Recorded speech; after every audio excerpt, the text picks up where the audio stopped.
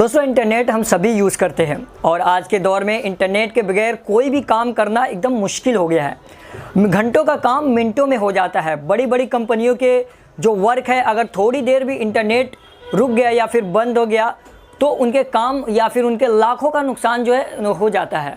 Well guys, ये internet है क्या और इसके थोड़ा सा इतिहास पर नज़र डालेंगे आज की वीडियो में। सो गाइज, मैं हूँ ज़ीशान शेख और हमारे चैनल में आपका स्वागत है।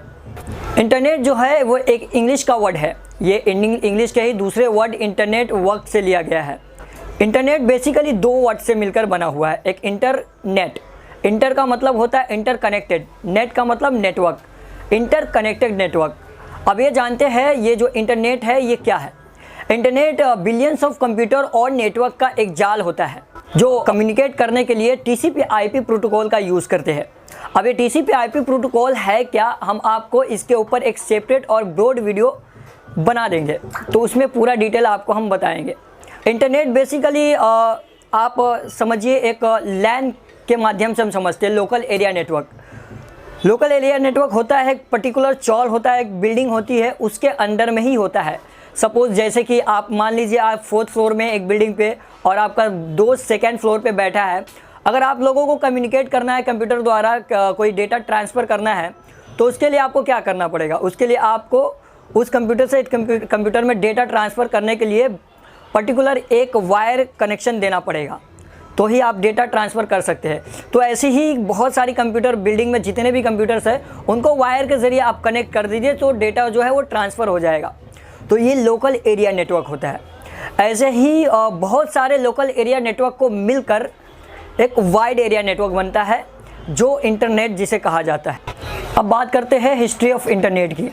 14 फरवरी 1946 को पहला कंप्यूटर इन्वेंट किया गया जिसका नाम था ENIAC, electronic numerical integrator and computer.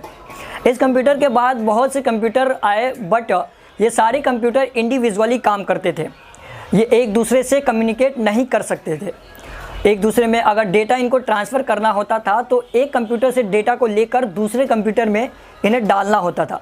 अब प्रॉब्लम बड़ी तब हो जाती थी जब दो कंप्यूटर के बीच कई किलोमीटर का फासला होता था, कई 100 किलोमीटर का। इस प्रॉब्लम के सॉल्यूशन के लिए 1960s में US के डिपार्टमेंट ऑफ डिफेंस के अंदर एक एजेंसी थी जिसका नाम था ARPA, advance research project agency. उसे कहा कि तुम ऐसा वे फाइंड करो, ऐसा रास्ता निकालो जिसके ज़रिए एक कंप्यूटर को दूसरे कंप्यूटर से कनेक्ट किया जा सके और डेटा का आदान प्रदान किया जा सके। अब वो ऐसा क्यों चाहते थे, क्योंकि डिपार्टमेंट ऑफ डिफेंस के अंदर कई रिसर्चर्स अलग अलग यूनिवर्सिटीज़ में काम करते थे और ये यूनिवर्सिटीज़ काफ़ी दूर दूर US में स्थित थी। एक यूनिवर्सिटीज़ में कोई काम चल रहा होता, कोई रिसर्च चल रहा होता था, तो दूसरी यूनिवर्सिटीज़ में भी सेम रिसर्च चल रहा होता था। एक यूनिवर्सिटीज़ में कोई रिसर्च कंप्लीट हो जाता, रिजल्ट आ जाता, तो डिपार्टमेंट ऑफ डिफेंस ये चाहती थी कि दूसरी यूनिवर्सिटीज़ में वो काम रुक जाए और दूसरे प्रोजेक्ट पे काम शुरू किया जा सके। ऐसा करने से जो फंड दे रहे थे वो रिसर्च में वो कम हो जाती, उसकी कॉस्ट कम हो जाती और डबल मेहनत से बच जाते।